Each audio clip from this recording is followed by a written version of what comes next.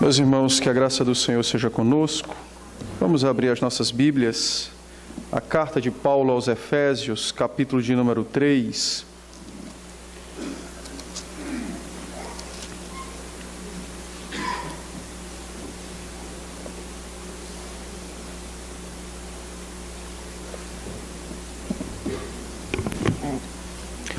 Carta de Paulo aos Efésios, capítulo de número 3. Nós vamos ler os versos de 14 a 21.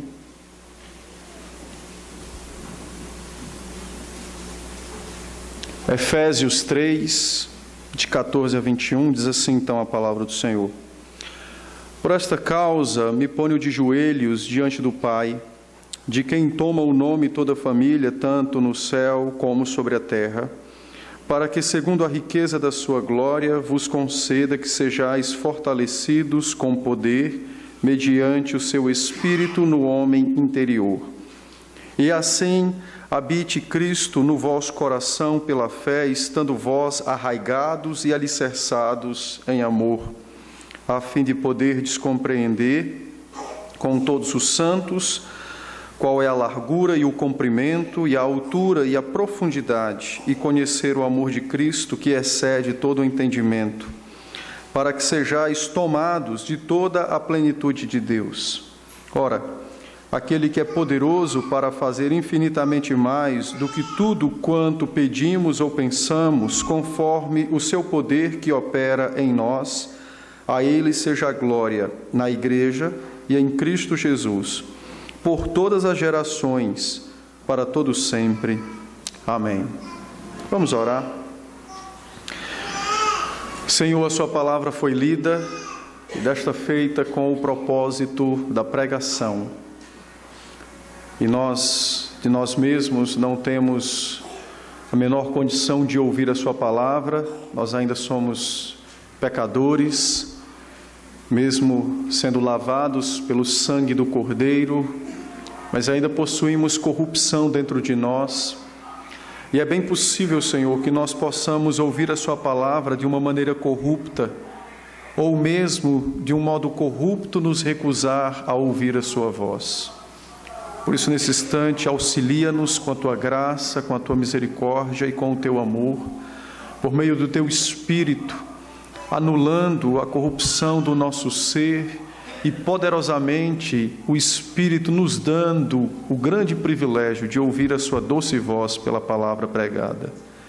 Fala então a cada um dos teus filhos, fala a tua igreja, comunica a tua graça, misericórdia, instrui-nos no conhecimento de ti mesmo, para que o nosso relacionamento com o Senhor seja cada vez mais íntimo, cada vez mais estreito, que haja maior comunhão entre o seu povo com o Senhor.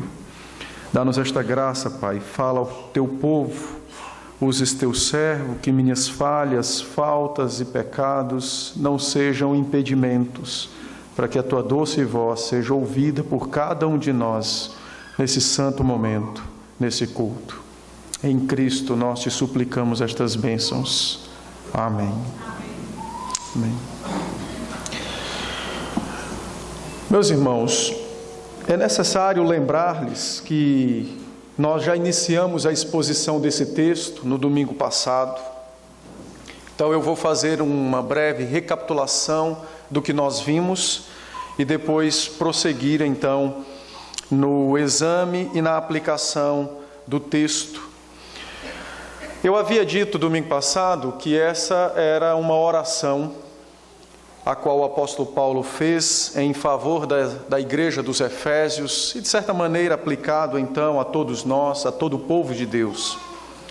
Ele intentou fazer essa oração no início do capítulo, mas por alguma razão, e nós vimos quais as razões, o Espírito Santo o impediu e fez com que ele se desviasse um pouco do seu propósito original, passando então a escrever sobre o seu próprio ministério apostólico e os benefícios que a igreja alcançou por meio da pregação da palavra. Então nós vimos nos versos de 2 até o verso de número 13, esses privilégios, esses benefícios que a igreja recebeu por parte de Cristo, quando Cristo usou o ministério apostólico, não só de Paulo, como de todos os apóstolos, para estabelecer as igrejas e trazer a sua palavra ao seu povo. Dado então esse esclarecimento, Paulo volta ao seu propósito original, que era interceder pelos santos, pela igreja dos Efésios, e ele então se ajoelhou em uma atitude de adoração, de reverência e temor ao único que pode ouvir orações, ao Deus bendito, que é o Pai de todas as nossas famílias e de modo específico é o nosso Pai e constituiu-nos sua própria família, o que diz o verso de número 15. E a partir daí então Paulo, depois de introduzir a sua oração, reconhecendo a presença paterna de Deus na vida do seu povo, ele então faz alguns pedidos. E como eu disse, os versos de 16 a 19 contêm 3 pedidos, todos eles de modo muito bem demarcados por uma preposição no grego rina, que a tradução é para quê. Então no verso 16 nós temos o primeiro pedido, que se estende então até o verso de número 17. No verso de número 18, quando ele diz, a fim de poderdes, então para quê? Nós temos o segundo pedido, que se estende então até o verso de número 19, parte A, ou primeira parte. E o último pedido, no verso 19, quando ele diz, para que sejais tomados de toda a plenitude de Deus. Ele conclui então a sua oração com uma doxologia, um louvor ao Deus bendito. E a sua doxologia tem alguns elementos extremamente importantes para a vida da igreja e para a sua adoração ao Cristo bendito e ao Deus nosso Pai. E ele então encerra dizendo que na igreja e em Jesus Cristo, Deus nosso Pai seja glorificado, não somente na presente era, mas pelos séculos sem fim. Domingo passado, ao dar essas informações, eu também disse aos irmãos que nós iríamos nos deter apenas na introdução, os versos 14 e 15, e no primeiro pedido, os versos 16 e 17. Entretanto, nós fomos apenas até o verso de número 16 e vimos que o conteúdo da oração do apóstolo representa ou retrata, melhor dizendo, uma doutrina, a perseverança dos santos.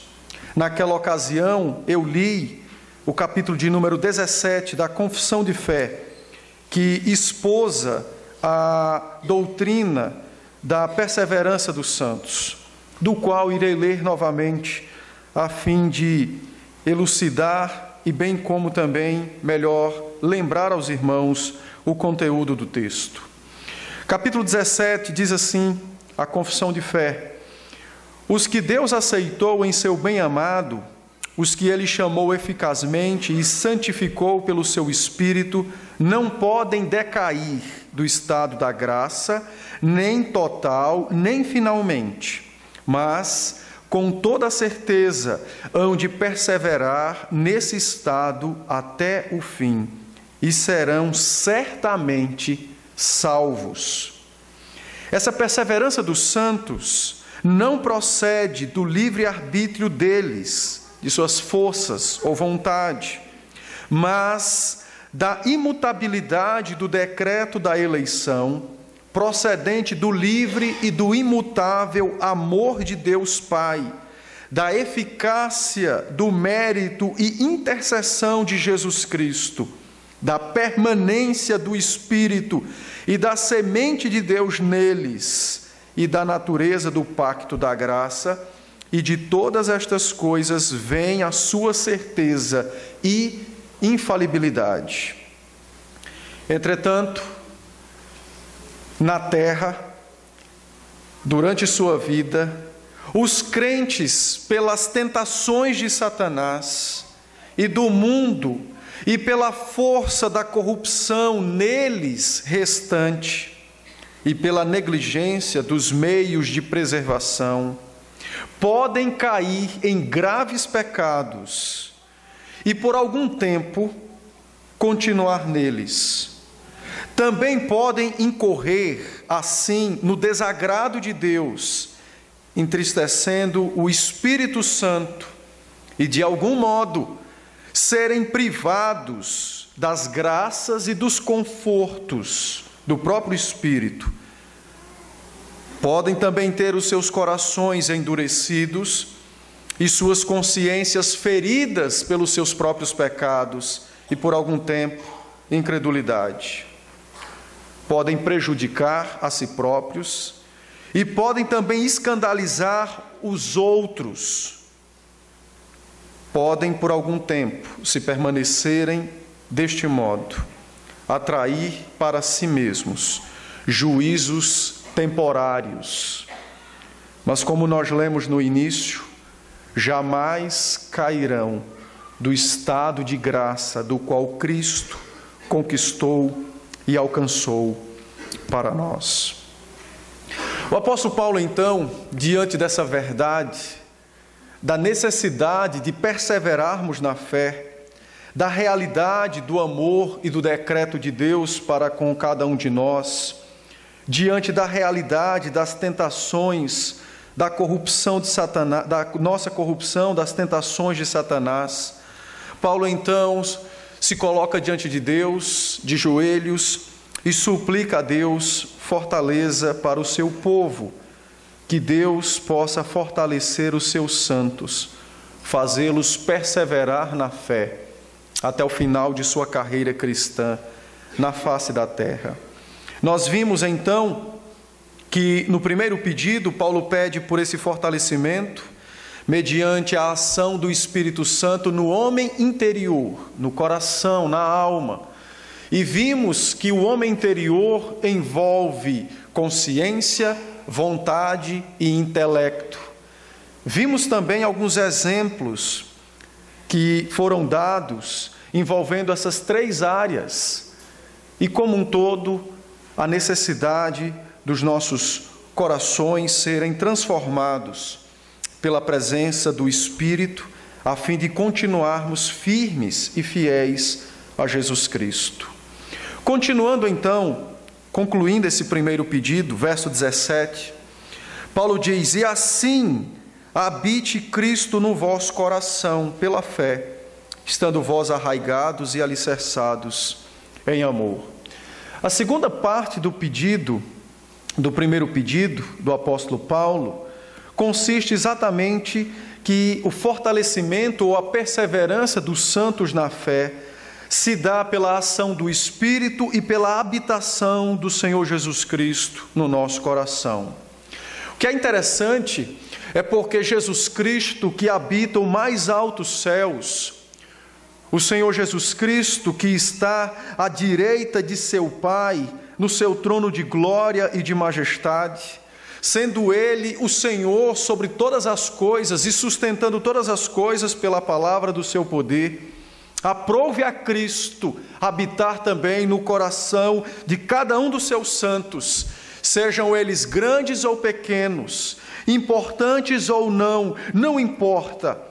Aprove a Cristo residir em cada um dos seus santos. O mesmo Cristo que reside em céus inatingíveis, o mesmo Cristo que habita com seu Pai, aonde apenas Ele e o Espírito e o Pai podem estar, esse mesmo Cristo, Deus absoluto, o apóstolo diz que Ele habite no vosso coração. De fato, a única coisa que pode nos manter intactos na carreira cristã é exatamente a presença constante de Cristo no nosso coração. É o fato de Cristo residir em nós. É a verdade da permanência de Cristo residindo em nós que nos faz templos e casas de Deus. É pela sua presença em nós que de fato e de verdade nossos cultos são aceitos pelo Senhor. É porque Cristo reside em nós que nós podemos chegar aos céus e nos dirigir ao nosso Pai com grande confiança e certeza de que não seremos fulminados, pelo contrário, mas recebidos e aceitos pelo Deus Todo-Poderoso. Paulo diz: meus irmãos, para permanecermos firmes na fé, para não sermos tragados pela corrupção de nosso próprio coração, para não sermos devorados pelos demônios não contados que habitam a face da terra, a única defesa é Jesus Cristo habitando no coração do crente. É o Senhor Jesus residindo em cada um de nós pela fé. O desejo de Cristo habitar o coração é um desejo magnífico.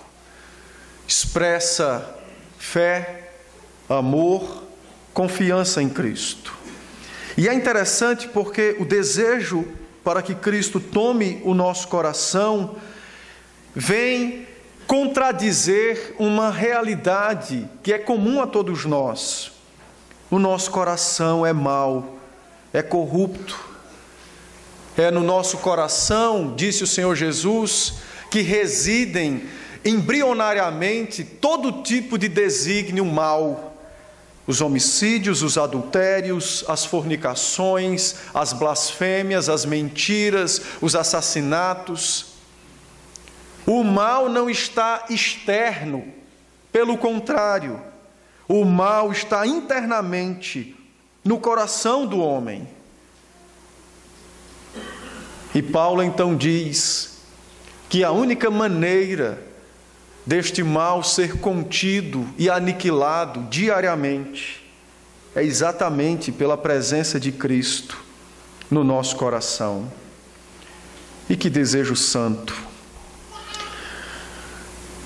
É muito próprio dos crentes, não somente dos nossos dias, como de todas as épocas, possuírem diversos desejos: dias melhores, progresso na família, no trabalho, nos estudos. Nada disso é pecado.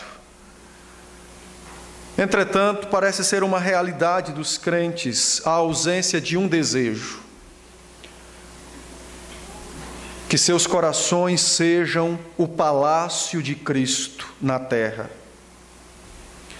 Infelizmente, nós não temos desejado que nossos corações sejam de fato o trono aonde Cristo possa reinar. Infelizmente, nós não temos nos devotado nesse desejo tão magnífico de que o Filho de Deus resida dentro de nós.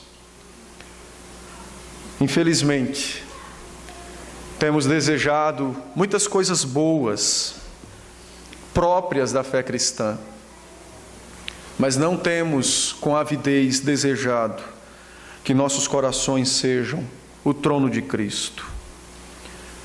Paulo disse: Senhor, que o coração dos efésios, e certamente o nosso coração, seja de fato o teu trono, o trono do teu Filho. Que Cristo possa residir neles, de maneira tal que haja uma união tão íntima e forte entre Cristo e eles. União essa que não se dará apenas nos dias de suas vidas na terra, mas união essa que perpassará os tempos e adentrará a eternidade. Você tem desejado isso para a sua vida? Como crente, nas suas orações, em meio a tantos pedidos, você tem dito a Cristo: Senhor, faz do meu coração o teu trono. Você tem expressado ao seu Deus e Pai o mais profundo do seu desejo de que Cristo tome por completo o seu coração? Ou não? O nosso coração, meus irmãos, sem Cristo, ele é uma terra sem leis, aonde o mal dominará de modo inimaginável. O nosso coração, sem a presença de Cristo, será tão pior quanto o de Caim. que por um desagrado matou o seu irmão. O nosso coração sem Cristo será uma terra que amará todos os desígnios do mal e se satisfará com os desejos de Satanás e não com os de Cristo. Quando Paulo disse: Senhor, faz com que teu Filho resida no coração dos santos, Paulo tem consciência de que há uma guerra dentro da nossa alma.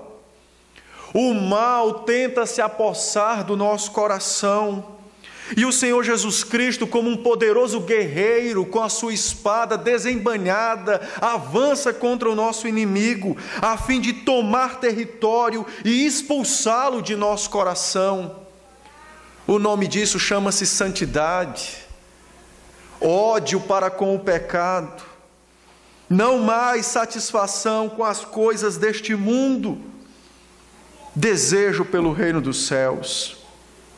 Quanto mais Cristo avança ao interior de nossas almas como um poderoso guerreiro, menos território Satanás e o pecado possuirão dentro de nós.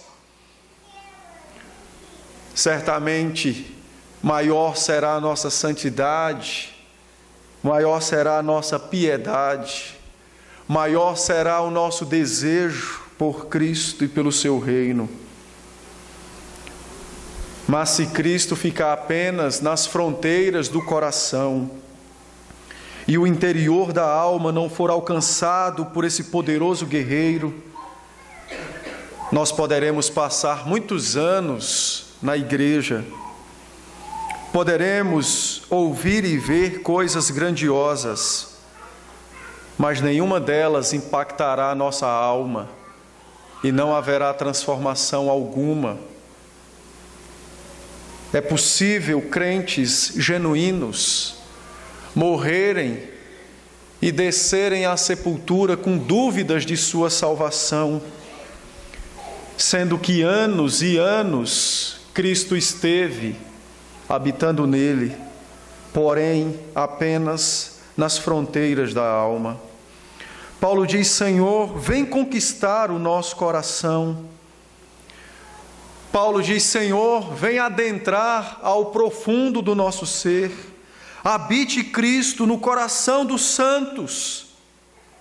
Vem, Senhor, vem tomar o que é teu por direito, o qual conquistastes pelo preço de seu sangue vertido na cruz. Vem, Senhor, vem habitar nos santos, nos teus eleitos, naqueles que foram chamados para ser o seu agrado. Vem reinar na vida deles. A habitação de Cristo, meus irmãos, no nosso coração, nos conduzirá a ter experiências preciosíssimas com o próprio Espírito e com Cristo. Não experiências fictícias, como nós ouvimos de alguns, mas experiências verdadeiras, visíveis. Nosso caráter será forjado por aquele que ocupa o nosso coração. Nossa vontade será dirigida por aquele que domina nossa alma. Os crentes poderão ter vidas marcadas pela presença de Cristo, porque o seu caráter, seus corações estão sendo dia após dia tomados por Cristo das mãos do pecado, da corrupção de Satanás. Paulo diz: vem, Senhor, vem tomar o coração dos teus santos para ti mesmo, vem habitar neles, vem transformá-los, forja o caráter deles pelo teu, que é bom, perfeito e agradável.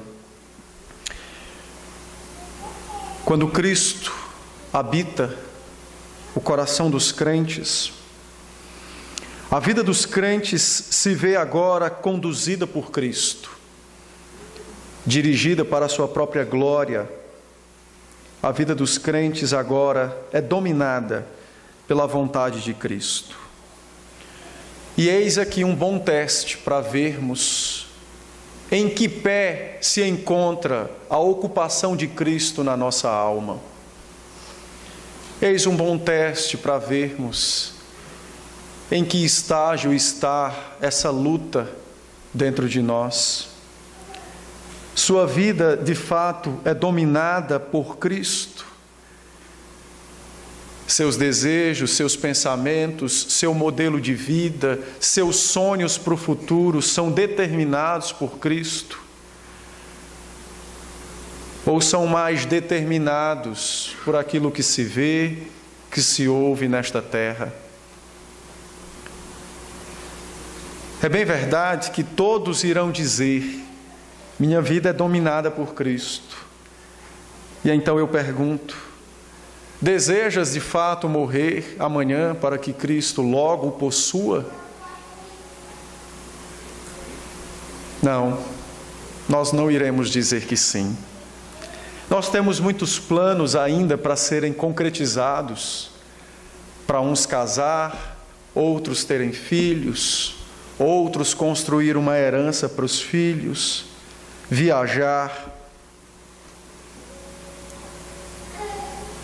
Esse teste não é para nos envergonhar, pelo contrário, para nos mostrar a realidade do nosso coração. Nós precisamos, como Paulo, nos debruçar diante do nosso Pai e dizer: vem, Senhor, vem ocupar a minha alma, vem ocupar o meu coração. O verbo habitar, usado nesse verso, é o verbo que implica habitação permanente. Em grego, existem duas palavras ou dois verbos para habitar. Paroikeo, que é o verbo habitar como um estrangeiro, uma morada não duradoura, passageira. Katoikeo é o verbo que implica habitação permanente. E é exatamente esse o verbo que Paulo usa aqui. O seu desejo é que Cristo habite permanentemente, faça de nós sua morada eterna, e não apenas temporária nesta terra, mas eterna. Deseje isso, busque isso, e nos seus pedidos, mesmo orando por saúde, pelo bem-estar da família, dos filhos, da igreja, a prosperidade da casa, que não é pecado orar. Acima de tudo isso, peça ao Senhor que Cristo poderosamente ganhe o seu coração a cada dia para Ele mesmo, nos tomando do pecado, da corrupção de Satanás. Paulo diz no final do verso 17, que o Espírito, então, que Cristo, deve habitar no coração dos santos pela fé, estando vós arraigados e alicerçados em amor. Paulo traz como que uma aplicação dessa habitação de Cristo a nós. Ele diz que o resultado da presença de Cristo no coração dos santos é o aumento da fé e o aumento do amor. Ele usa duas palavras para descrever uma metáfora um pouco estranha: arraigados e alicerçados. Ele usa a metáfora botânica de uma árvore que possui raízes que são eficientes para manter a árvore de pé diante das tempestades. Usa também uma metáfora da arquitetura quando ele fala sobre edificação ou alicerçados, um edifício que possui uma altura, entretanto, toda essa construção possui alicerces próprios que podem sustentá-lo. Paulo diz então que assim devem ser os crentes, como árvores que possuem raízes profundas no amor de Cristo e como edifícios que possuem alicerces apropriados para o seu tamanho. Quanto mais Cristo habita em nós, maior será a nossa fé e o nosso amor. É o que diz o apóstolo Paulo. Habite pela fé e cresçam em amor, é o que ele nos diz. O crente que possui mais fé, logicamente amará mais. E a razão é simples. A fé atua pelo amor. Gálatas 5, verso 6. Quanto maior for a presença de Cristo em nós, maior será a nossa fé, maior será o nosso amor. Esse amor será então vivenciado tanto para com Deus em Cristo, quanto para com os outros. E aí colocará por terra um argumento que nós muitas vezes usamos para não amar os outros, que é exatamente justificar a nossa falta de amor pelo pecado alheio, porque o outro não se dá a relacionamento. O apóstolo diz que nada disso é verdade. Quanto mais Cristo habitar em nós, maior será a nossa fé, maior será o nosso amor. A ideia do apóstolo Paulo é de um efeito cascata. Mais de Cristo em nosso coração, mais fé em nós, mais amor nos crentes. Maior presença de Cristo, mais capacidade para crer, mais capacidade para amar, tanto ao Senhor como ao próximo. Paulo diz que os crentes, ao experimentarem o amor de Deus em Cristo, pela presença maior de Cristo em seus corações, também poderão agora amar mais Deus em Cristo, com corações transformados pela presença de Cristo. E aí sim, o seu amor para com Deus e para com o próximo será cada vez mais verdadeiro e maior. Não é, meus irmãos, o jeito do outro, não é o meu jeito, quem dificulta o nosso amor mútuo entre nós, mas é exatamente a pouca habitação de Cristo em nós, que nos faz frios nos nossos relacionamentos interpessoais, retratando apenas uma realidade da qual nós possuímos no interior de nossas casas, pouco relacionamento com Deus, por meio de Cristo Jesus. Paulo então diz: Senhor, faz com que o teu Filho habite o coração dos teus santos. Faça com que Cristo tome o coração deles dia após dia, para que eles cresçam em fé e em amor uns com os outros e com o Senhor.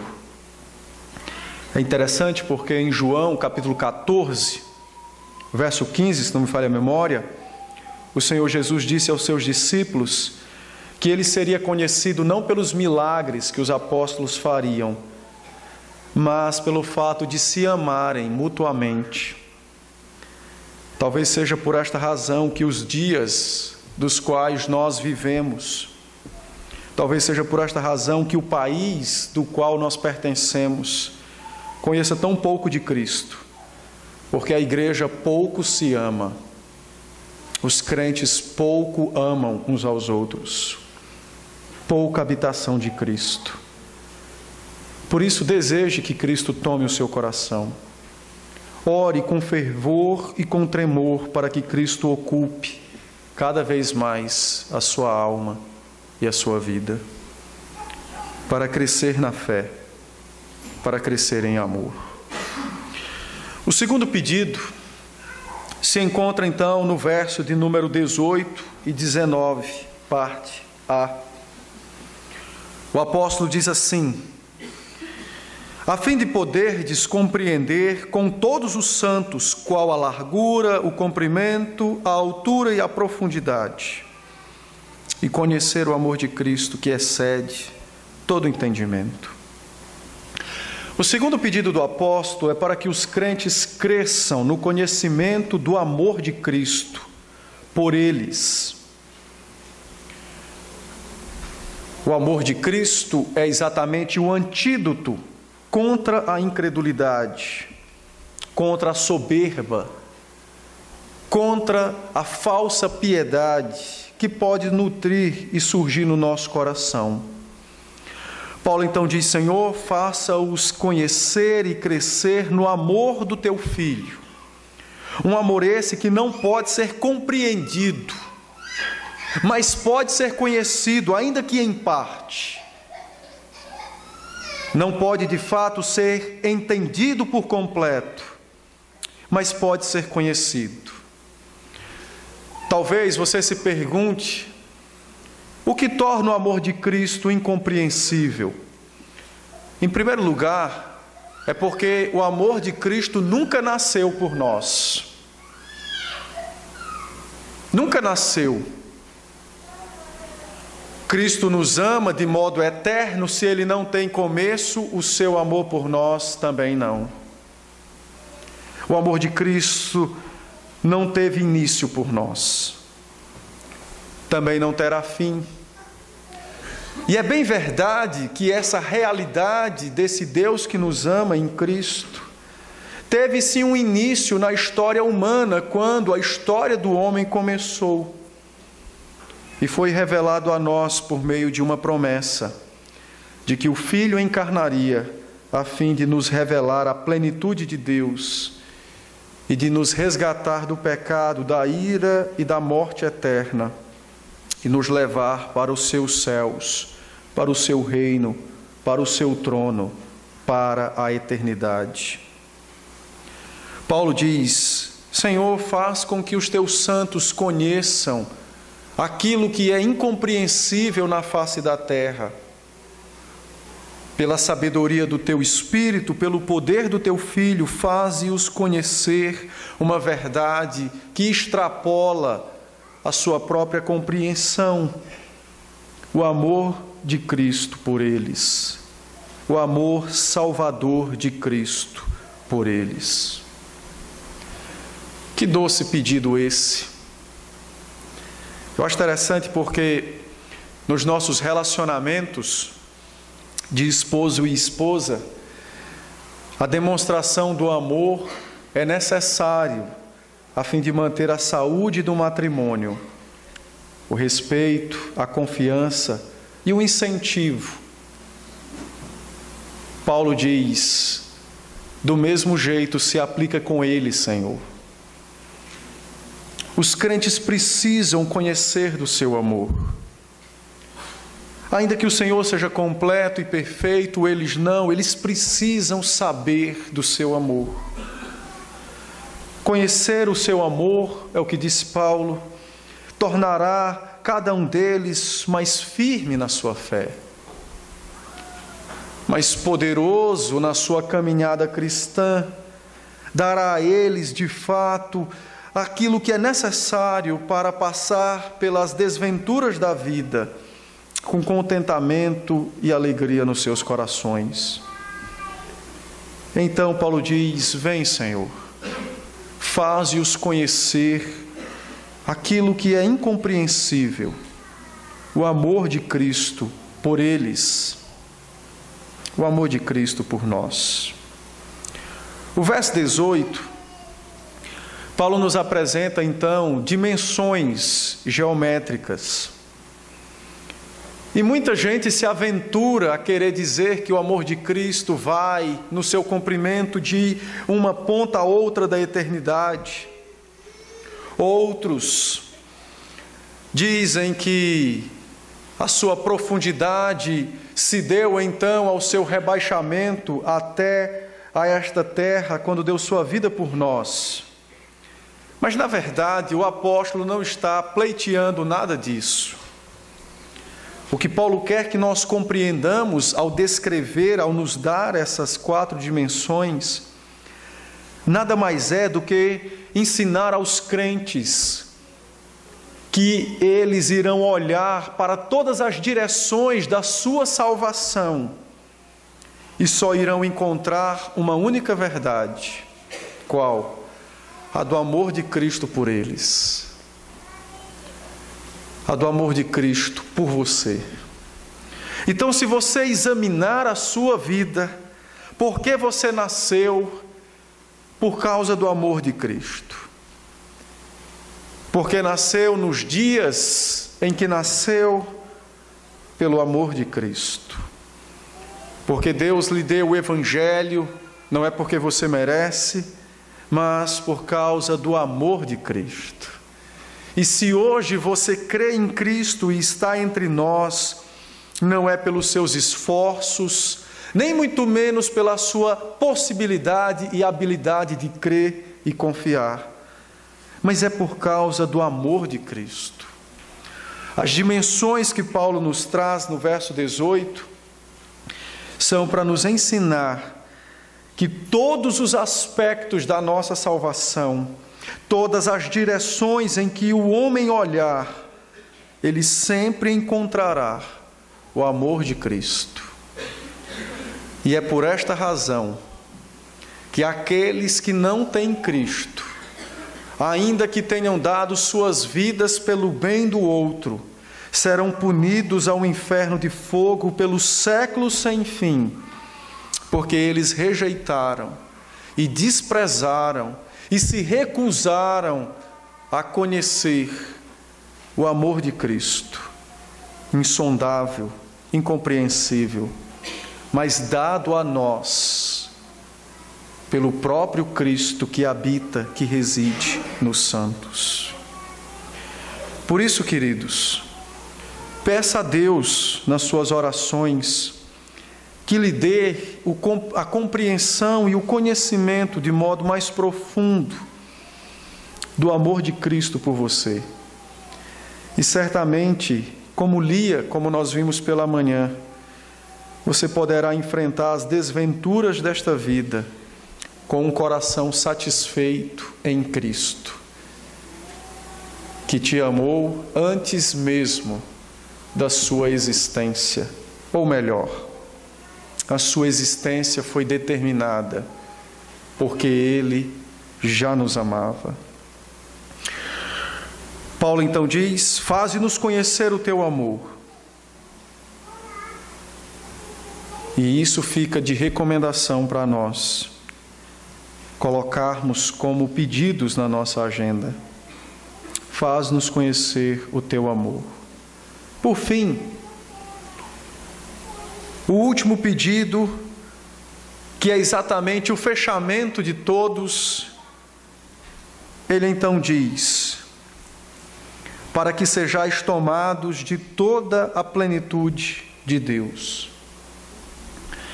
O resultado da ação poderosa do Espírito no homem interior, o resultado da habitação crescente de Cristo no vosso coração, o resultado do amor, do conhecimento do amor de Cristo, não é outro senão que Deus nos possua por completo e que nós possuamos Deus por completo, a sua plenitude.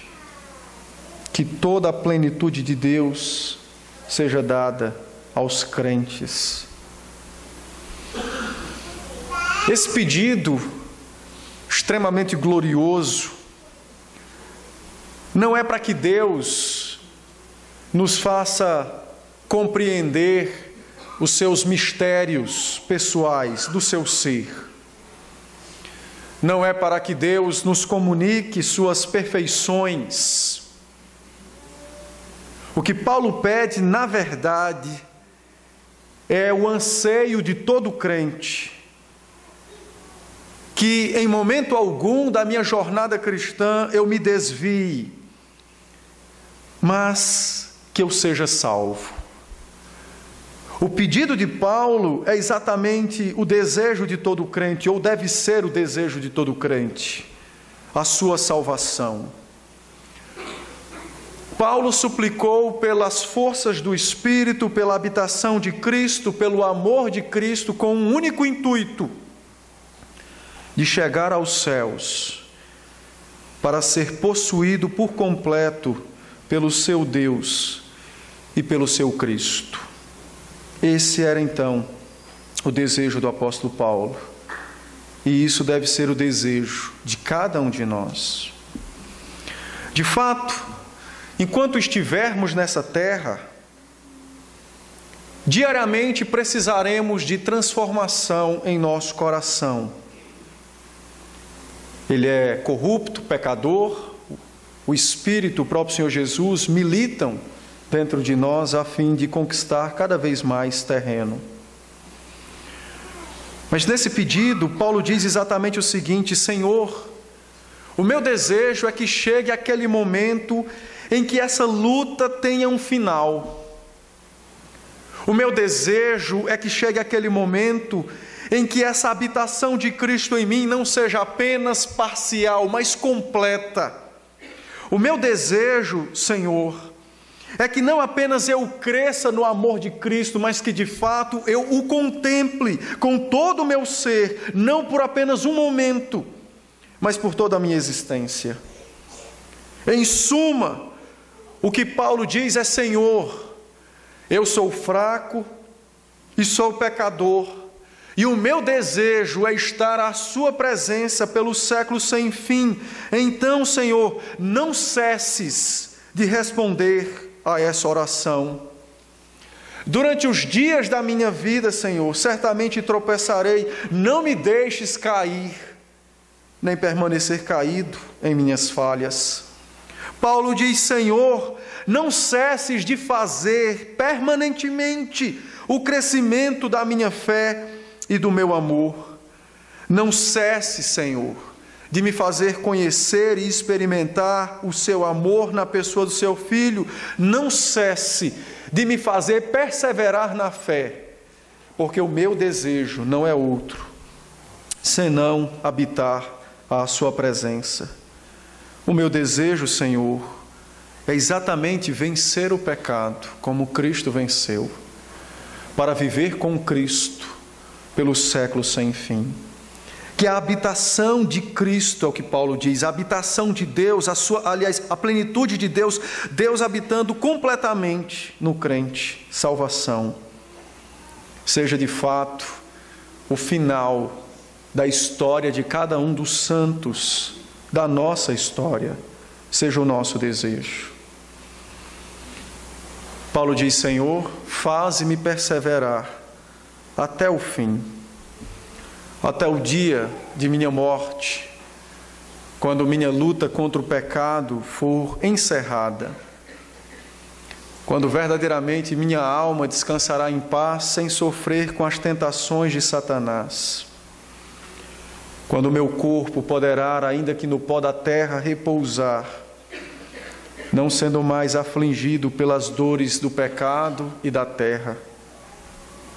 Não precisaremos mais de transformações no coração, não precisaremos mais de orações quando aquele glorioso momento chegar, o momento da nossa reunião com Cristo, do nosso ajuntamento com o Deus absoluto. Paulo diz: Senhor, o meu desejo é ver a sua glória. Faze-me perseverar nesse santo desejo até o fim. E aí, queridos, há um texto extremamente glorioso nas Escrituras que tratam sobre esse momento da plenitude de Deus nos crentes, quando de fato todos esses pedidos não mais serão feitos, porque não haverá mais necessidades. Não precisaremos mais de orar, de ler, de congregar, porque chegaremos à nossa casa teremos chegado ao nosso verdadeiro lar, à presença do nosso Deus em Cristo. Em 1 Coríntios, capítulo 15, o verso de número 28, Paulo nos explica o que é essa plenitude de Deus nos crentes, salvação. E ele então diz o seguinte: quando, porém, todas as coisas lhe estiverem sujeitas, tratando de Cristo governar a terra, os 1000 anos do Apocalipse, então o próprio Filho também se sujeitará àquele que todas as coisas lhe sujeitou, para que Deus seja tudo em todos. O que o apóstolo pede é exatamente dizendo o seguinte: Senhor, faz com que Cristo batalhe, persevere, faz com que Cristo me ganhe a cada momento. Paulo pede: Senhor, que Cristo me conquiste para Ti mesmo, para que de fato o Senhor seja tudo em mim. A oração do apóstolo é: vem, Senhor, conquista-me dia a dia, até o momento da minha reunião com o Senhor, até o momento em que minha alma se encontrar em glória na Tua presença. Vem, Senhor, vem conquistar-me dia após dia, para que aquele glorioso propósito se cumpra. Deus seja tudo em mim. Você tem desejado isso para a sua vida? Esse é o futuro que você quer? Você pensa nesse futuro, de um dia ser reunido a Deus em Cristo Jesus? Amanhã será segunda-feira. Todos nós temos diversas ocupações para o dia de amanhã. Trabalhar, pagar contas, levar o menino na escola, cuidar da casa, uma série de coisas, preocupações boas e válidas. Mas eu quero lhe perguntar, dentro dessas preocupações, você também tem se preocupado em perseverar na fé no dia de amanhã? Dentro da lista de coisas que você tem a fazer, você tem colocado nessa lista pedir a Deus que lhe faça fiel a Ele no dia de amanhã?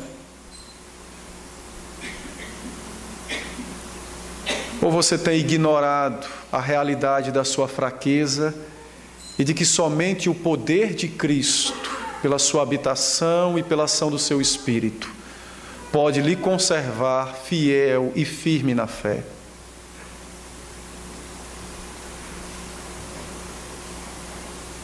Você tem desejado o reino dos céus? Nós nos preocupamos muito com esta terra, que nos cansa e nos afadiga, que nos faz sofrer e que nos odeia. E temos nos preocupado muito pouco com a nossa verdadeira casa, onde Cristo reina, e nos fará experimentar as delícias mais profundas do ser de Deus. Os nossos irmãos do passado, os puritanos, eles entenderam a oração do apóstolo Paulo. E eles viviam como peregrinos nessa terra, peregrinos de Deus. Eles entendiam que estavam nessa terra de viagem, rumo para as suas casas, ou para a sua casa, o lar celestial. Suas orações eram para que Deus lhes desse boa jornada para que pudessem chegar sãos e salvos às suas casas. Perseverança dos santos. Aqueles nossos irmãos não negligenciaram os seus afazeres nesta vida, mas em nenhum momento os afazeres deste mundo ocuparam mais o coração deles do que o desejo de estar nos céus. Eles viviam como peregrinos de Deus. Suas vidas eram divididas em dois mundos. Viviam nesta terra com os olhos nos céus. De tal maneira que no século XVIII, um pastor chamado Jonathan Edwards escreveu uma oração e disse: ó Deus, faz a eternidade ficar marcada em meus olhos. Faz a eternidade ficar marcada em meus olhos, para que eu não me esqueça de que aqui não é o meu lugar. Amanhã é segunda-feira, meus irmãos. E o primeiro desejo do nosso coração deve ser este: que Cristo nos conquiste mais uma vez para o nosso Deus, para a eternidade, para o nosso verdadeiro lar, o reino dos céus. Que Deus nos dê graça e que poderosamente Cristo conquiste o nosso coração. Vamos orar?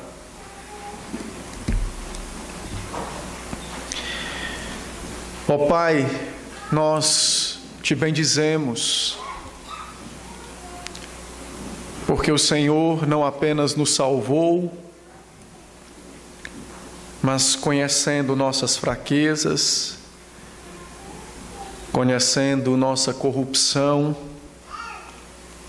sabendo da astúcia e malícia do nosso inimigo Satanás, o Senhor decidiu perseverar por meio do Senhor Jesus, por meio do Espírito. E essa perseverança não é aplicada a ti mesmo, mas a nós. O Senhor tem trabalhado pela nossa salvação. O Senhor tem labutado para nos mantermos fiéis e crentes em Jesus Cristo. O Senhor tem dia após dia guerreado em nosso coração contra Satanás, para nos dar aquela gloriosa visão que teremos nos céus, de podermos contemplar Cristo Jesus, a imagem do Deus invisível, e de habitar com Ele e para Ele pelos séculos sem fim. Glórias e majestades sejam tributadas ao Teu nome. Cabe a nós, Senhor, nos curvar diante da Sua santidade e entregar o nosso coração e alma e desejar ardentemente por estar definitivamente na Tua presença. Cabe a nós amar a Tua casa, o Teu reino, o Teu Espírito, o Teu Filho. Cabe a nós desejar poderosamente ser tomado por completo pelo Senhor. Então vem, Senhor. Então vem. Faze-nos prósperos na fé. Faze-nos como guerreiros poderosos na batalha contra Satanás, contra o pecado. Faze-nos vitoriosos em Cristo Jesus contra nossas fraquezas. Faze-nos poderosos em Cristo Jesus na certeza de nossa salvação. Imprime, Senhor, nos nossos olhos a realidade da nossa salvação, a realidade da Tua presença em nós, a realidade do reino dos céus. Faz isso, Senhor,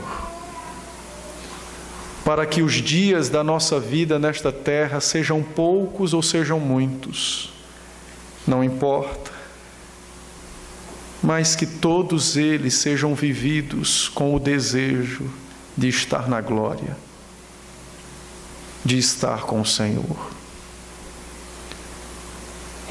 Vem, Senhor, abençoa-nos, fazendo-nos perseverar para esse encontro glorioso com Cristo nos ares. Em nome dele te suplicamos estas bênçãos. Amém.